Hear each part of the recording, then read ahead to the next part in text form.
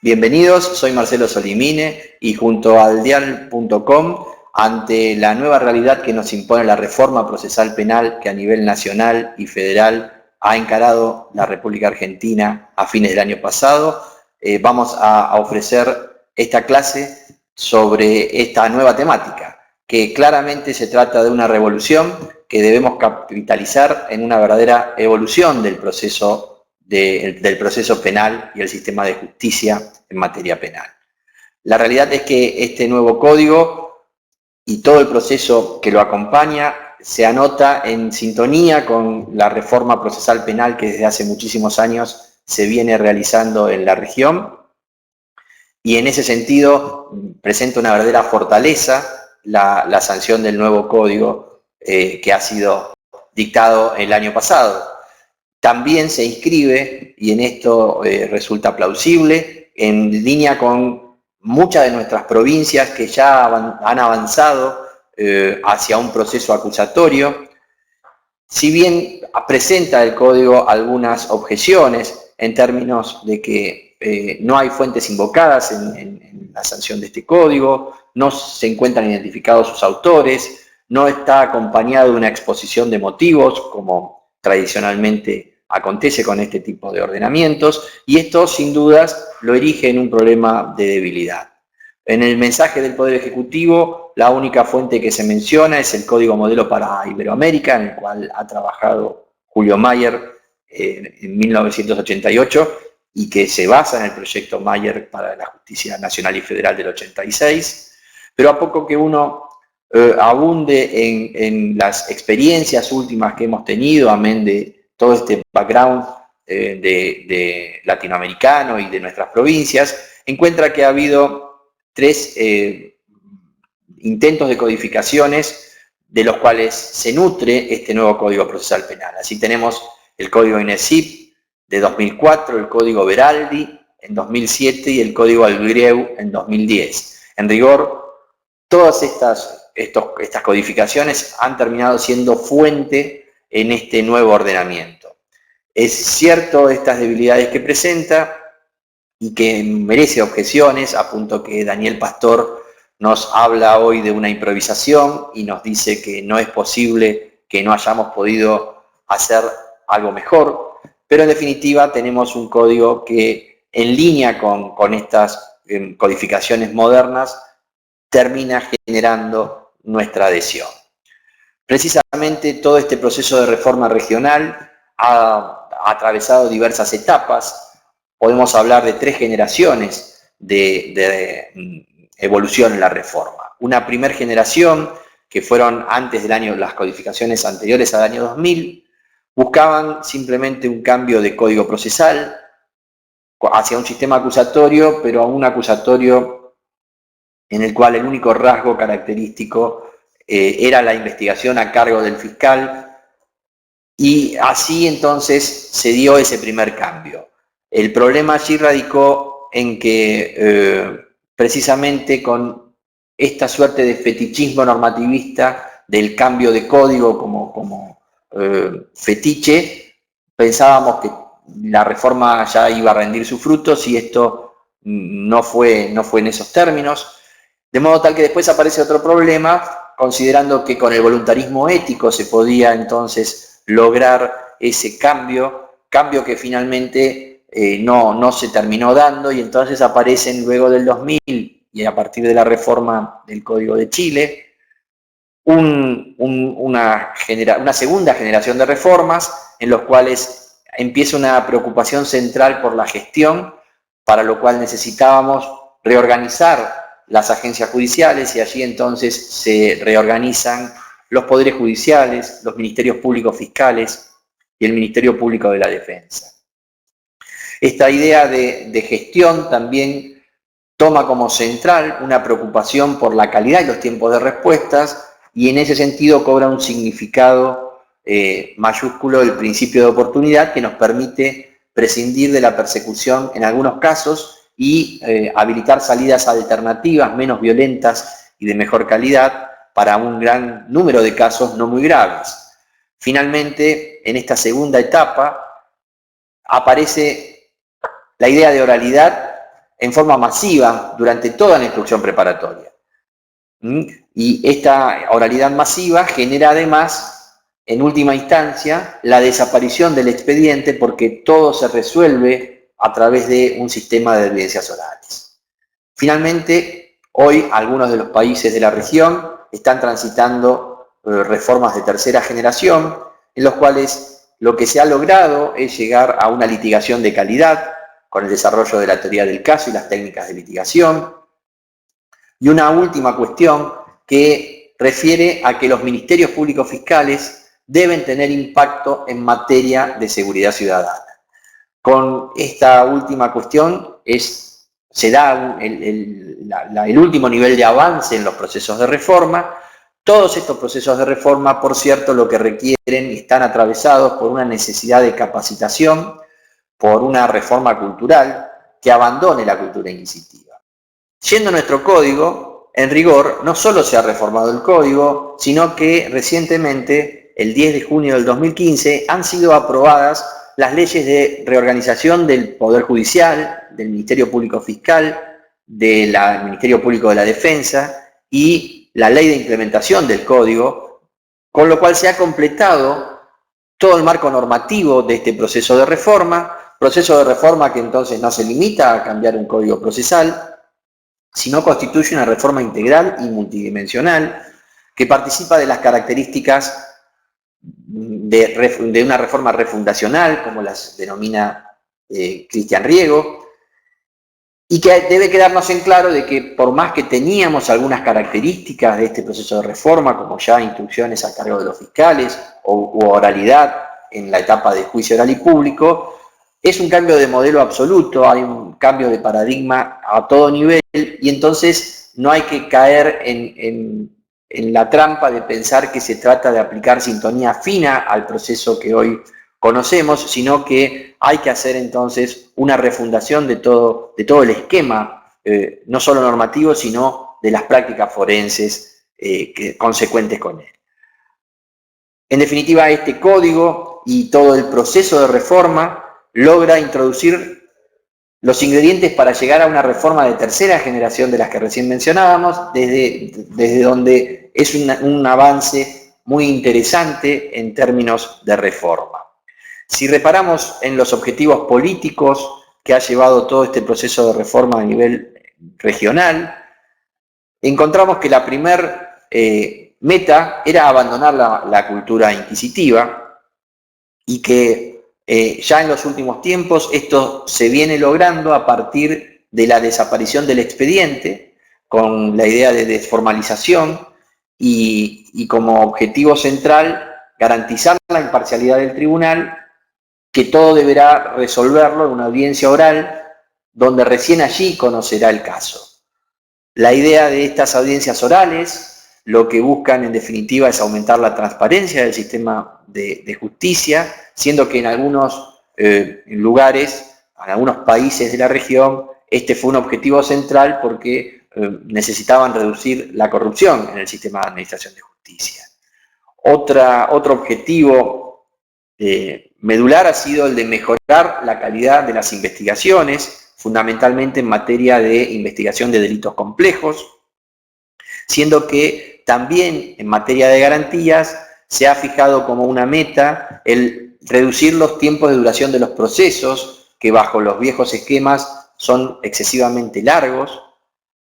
En la misma línea, también como protección de garantías, algunos procesos de reforma tuvieron por objetivo central mejorar los estándares del debido proceso respecto de los imputados, esto es mejorar los niveles de garantías. También en esta línea, reducir índices de prisión preventiva ha sido un objetivo de estos procesos de reforma, siendo que en cuanto a la víctima también aparece como una meta a alcanzar, por cuanto aparece como objetivo político el reconocimiento de los derechos de las víctimas. Aparece también la necesidad de brindarle a las víctimas soluciones más rápidas, menos violentas para el imputado, pero de mejor calidad para la relación víctima-imputado. Y eso va a permitir entonces, de la mano del principio de oportunidad, llegar a esas soluciones que además liberan recursos, atienden la carga de trabajo con criterios racionales y permiten entonces que, liberado el Ministerio Público de una cantidad de carga de trabajo, pueda reorientar los recursos, que siempre son escasos, para la persecución de los delitos más graves. Finalmente, ya como objetivos más mediatos, por lo menos en cuanto a nuestra reforma se refiere, como objetivo de esas reformas de tercera generación, aparece la necesidad de que se mejore la seguridad ciudadana a través de la Administración de Justicia Penal y también reducir el índice de delincuencia a través de evitar la reincidencia. Estos para nosotros serán objetivos mediatos, pero que ya están contenidos en la reforma, de manera que, si bien se tardará en llegar a ellos, ya con las herramientas que nos ofrece la reforma podrán ser conseguidos. Finalmente, el gran objetivo de todo este proceso de reforma lo que busca es generar en definitiva un servicio público, reconocer la calidad del servicio público, del servicio de administración de justicia, y justamente tiene que ser un servicio público de calidad. En cuanto a las bases del nuevo modelo, tenemos que parte de la idea de una división de funciones que transita por dos ejes diferentes. Por un lado, entre la separación de función jurisdiccional y requirente, pero también, como una novedad, pone el eje en dividir la función jurídica de la función administrativa. Y entonces, con esta preocupación, aparece toda la necesidad de preocupación por la gestión, y eso obliga a reorganizar las estructuras, y apareciendo entonces algunos conceptos y algunas instituciones que son verdaderamente contraculturales, como lo son la oficina judicial, que va a hacerse cargo de toda la función administrativa, reservando la jurídica para los jueces. Va a aparecer la idea del colegio de jueces como una estructura mucho más flexible y dinámica en la reorganización del Poder Judicial, y en el ámbito del Ministerio Público Fiscal se va a abandonar el concepto de estructura refleja con el Poder Judicial, de modo tal de tener una organización dinámica, flexible, que pueda atender a los nuevos desafíos que impone el nuevo modelo. Otro eje de la reforma es la oralidad que es de carácter masivo, que va a ir desde las primeras etapas de la investigación hasta la etapa de ejecución de la sentencia, y que lleva en consecuencia en la etapa preliminar que desaparezca el expediente también como una herramienta contracultural. Y finalmente juega un papel central el principio de oportunidad, por cuanto nos mueve hacia lo que se denomina hoy paradigma de gestión de la conflictividad. En este sentido, este nuevo paradigma es la antítesis del viejo paradigma del orden. Ese paradigma del orden lo que supone es que el Estado tradicionalmente ha reaccionado frente a la violación de su ley, y entonces esa reacción la realiza para restablecer el statu quo, para restablecer el orden. Este paradigma del orden lo que atiende centralmente es a lo que se denomina el conflicto secundario, a la idea de desobediencia en la relación Estado-imputado, dejando de lado a la víctima. El nuevo paradigma que nos propone este modelo es el paradigma de gestión de la conflictividad, que precisamente pone en primer lugar el conflicto primario, esto es la relación víctima-imputado. De modo que aquí hay un posicionamiento ideológico que adopta el nuevo modelo, que aparece receptado y con claridad en el artículo 22, que establece como regla la solución de conflictos, señalando que los jueces y los representantes del Ministerio Público procurarán resolver el conflicto surgido a consecuencia del hecho punible, dando preferencia a las soluciones que mejor se adecuen al restablecimiento de la armonía entre sus protagonistas y a la paz pública. De este modo aparece toda esta nueva realidad de un sistema que con rapidez brinda respuestas tempranas, un sistema multipuerta que atiende a respuestas menos violentas que las tradicionales y de mayor calidad desde la óptica de la víctima y del imputado. En definitiva, este nuevo paradigma convive con el viejo esquema, y entonces tendremos dos modelos que coexisten en materia de proceso penal. El proceso composicional, que gira justamente alrededor de la idea de equidad, de acuerdo, de reparación, y un proceso de conocimiento, que es el proceso tradicional, que gira alrededor de la verdad, alrededor de la sentencia y de la pena, con el concepto de centralidad del juicio. Cada uno de estos modelos coexisten y prioritariamente se enfocan, el primero de ellos, el composicional, hacia los hechos no muy graves, y el proceso de conocimiento queda reservado hacia los hechos más graves. Todo este nuevo modelo lo que permite entonces es que el Ministerio Público Fiscal se convierta en un actor estelar, sea el verdadero motor de este proceso de reforma y aprenda el concepto de persecución penal estratégica. De lo que se trata es de reprogramar en alguna medida la selectividad del sistema penal. Ya Zaffaroni nos hablaba desde hace mucho tiempo que en la criminalización secundaria hay una gran selectividad que terminan ejerciendo las agencias policiales, y de lo que se trata aquí es de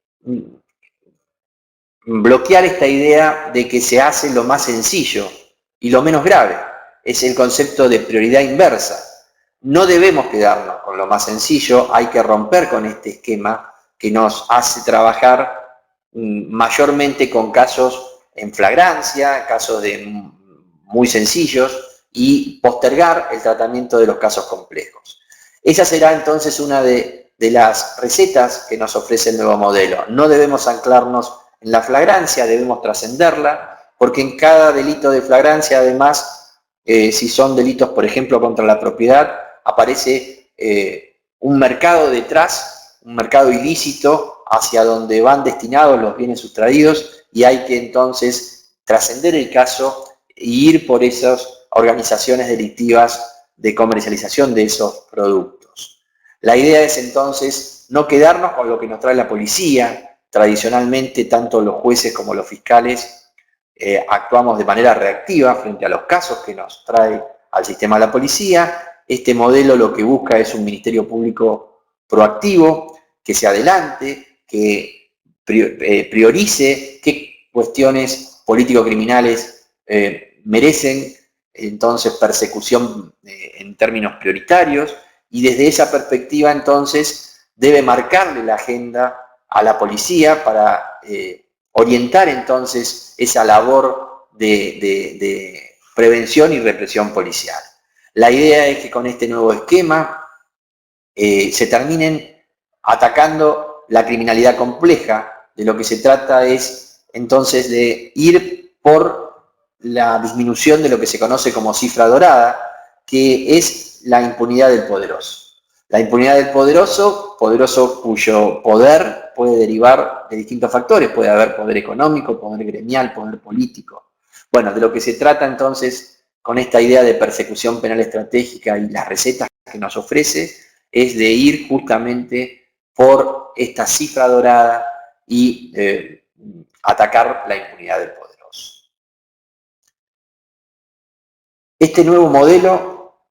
es la antítesis de lo que tradicionalmente conocemos. Oderigo, en un viejo trabajo, hablaba de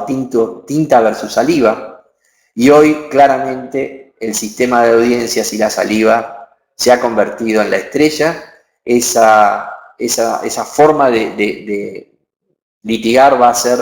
la que rija desde los primeros momentos de la investigación. Este será el nuevo escenario en el cual se librarán estas batallas, donde las partes litigarán en igualdad de condiciones, en una suerte de justa medieval, con igualdad de armas, y entonces ejercerán este control horizontal, y el juez conocerá el caso a través de lo que suceda en esa audiencia oral bajo las reglas del sistema acusatorio. Sistema acusatorio que se rige por una cantidad de principios políticos que mueven el modelo. En primer lugar, la contradicción aparece como la primera regla, y esa contradicción entre iguales exige justamente este principio de igualdad de armas, que los contendientes tengan el mismo poder de fuego. Y esa contradicción con igualdad de armas se va a dar en un marco de oralidad que impone además inmediación y concentración, todo se produce ante los ojos del juez y de manera concentrada. Además, esa oralidad lo que permite es que viabiliza de la mejor manera la publicidad para generar república y transparencia en el sistema de administración de justicia, y completando los principios políticos del sistema acusatorio, todos los cuales surgen del artículo 2 del nuevo código, aparece la idea de desformalización como contracara de esta oralidad masiva. Ya entonces no habrá más expediente, todo se regirá bajo la regla de la simplicidad, y lo que se pretende es lograr celeridad en el trámite de los procesos. Todos estos principios que, como dije, están en el artículo 2 del Código Procesal Penal sancionado, son los que brindan toda la dinámica del proceso, pues rigen en todas las etapas del proceso penal. En definitiva, ha desaparecido el expediente, y el objetivo de que desaparezca el expediente es garantizar la imparcialidad del tribunal. Garantizar la imparcialidad del juez en cuanto a no tener preconceptos y además no poder delegar funciones, que además es otro principio que impone el Código en el artículo 9. Esta idea de que ya no hay expediente lo que genera es que el principio de formalización marque la necesidad de que ahora las actuaciones que existan sean de las partes y no puedan ser conocidas de ninguna manera por los tribunales. Aparece entonces el legajo de investigación del Ministerio Público Fiscal, regido bajo esta idea de desformalización, y a la par, en base al principio de igualdad de armas, la posibilidad de que tanto la defensa como la querella lleven sus propios legajos de investigación. Esto claramente es una revolución a la cual debemos acostumbrarnos porque estamos formados en la cultura del expediente como fetiche. Si comparamos los modelos, tenemos un viejo modelo que toma como fetiche el legajo y que permite dos posibilidades distintas de llevar adelante lo que se conoce hoy como instrucción. O una instrucción jurisdiccional a cargo del juez, el juez como director del proceso, el juez de instrucción, como figura anacrónica pero todavía vigente, o la posibilidad en ciertos casos de que esa instrucción quede a cargo de los fiscales, y con eso se hizo en alguna medida en el Código Levene una cabecera de playa de la primera generación de reformas, con una instrucción llevada a cargo por el fiscal. En cambio, en el nuevo modelo ya no hay expediente, el principio de formalización permite estos legajos de investigación de las partes, pero a los cuales ningún tribunal puede tener acceso. Y en este modelo nuevo hay investigación fiscal exclusiva, sin ningún tipo de excepción, lo cual permite además que el Ministerio Público Fiscal desarrolle persecución penal estratégica y diseñe política criminal en materia de persecución. En cuanto a los hitos procesales, vamos a tener que en el viejo código, en el que hoy todavía nos rige, para llegar al debate debemos transitar distintos hitos. El primero de ellos es el llamado a declaración indagatoria, con la posibilidad de que en esa declaración, que es obligatoria, el imputado se niegue a prestarla. Un auto de mérito, que puede ser un procesamiento, una falta de mérito o un sobreseimiento, pero que para llegar al debate oral requiere la existencia de un procesamiento que incluso es obligatorio en las causas de instrucción fiscal, por cuanto un plenario de la Casación Federal Penal, el plenario Blanc, así lo dispuso. Y finalmente, para llegar a la etapa de debate, habrá un requerimiento de elevación a juicio como una acusación. En cambio, en el nuevo modelo, no tenemos ya la indagatoria, el acto equivalente sería la formalización de la investigación. Formalización de la investigación que supone una audiencia oral en la cual el Ministerio Público Fiscal, frente al juez, ante el imputado y su defensa, le va a hacer saber cuál es el hecho que se le imputa, cuál es la calificación legal y cuál es la prueba de cargo que existe para formular esa imputación. Luego habrá una acusación, que sería la herramienta paralela al requerimiento de elevación, Y finalmente hay una audiencia de control de la acusación que en rigor no tiene parangón con el proceso contradictorio que se da en el Código Levene, que si bien existe una posibilidad de oposición de la defensa, no guarda las características de esta audiencia de control de la acusación. Finalmente, no hay un auto equivalente en el nuevo modelo al auto de procesamiento, con lo cual no existe más esta resolución de mérito que es tradicional en los regímenes, y es que a partir del Código de Córdoba del 91 dejó de existir como una avanzada hacia los procesos de reforma. Para ir concluyendo, el viejo modelo tramita expedientes que terminan ocultando a las personas, siendo que existe en ese viejo modelo una escasa cultura para salidas alternativas y tempranas, menos violentas, de mejor calidad, que producen en definitiva un efecto cuello de botella. Si uno lo debiera representar, este es el esquema, son expedientes los que tramitamos y que ocultan a las personas. En cambio, el nuevo modelo ve personas visibles y de lo que trata es de resolver conflictos entre personas visibles. Hay un sinnúmero de casos que entran a ese sistema en el cual quedan visibilizadas las personas, porque todo se transmita a través de audiencias orales, le da transparencia, le pone humanismo. La idea es que como hay que lograr respuestas rápidas, se deben administrar salidas tempranas y alternativas, menos violentas, de mejor calidad para los casos menos graves. Y también entonces va a haber necesidad de lograr procesos simplificados, que si bien la centralidad del juicio es una idea norte, no es que todo debe llegar a juicio, sino que debe gerenciarse bajo el paradigma de gestión de la conflictividad el cúmulo de casos y dar distintas respuestas alternativas. En definitiva, el nuevo modelo tiene que preocuparse por la sobrecarga de trabajo y dar respuestas de calidad, tempranas y diversificadas. Estas son las reglas del nuevo modelo y podríamos decir que no solo es cuestión de miradas, que de lo que tratamos y debemos cumplir es rejuvenecer el sistema penal y transformarlo en un verdadero servicio de justicia que sea de calidad. De eso se trata entonces este proceso de reforma, teniendo en claro que si cambiamos nuestra mentalidad y nuestra actitud, cambiaremos los resultados. La capacitación es clave y en este proceso nos hemos comprometido con eldial.com a partir de unos cursos que estamos organizando a llevar esta posibilidad a todos ustedes. Muchísimas gracias.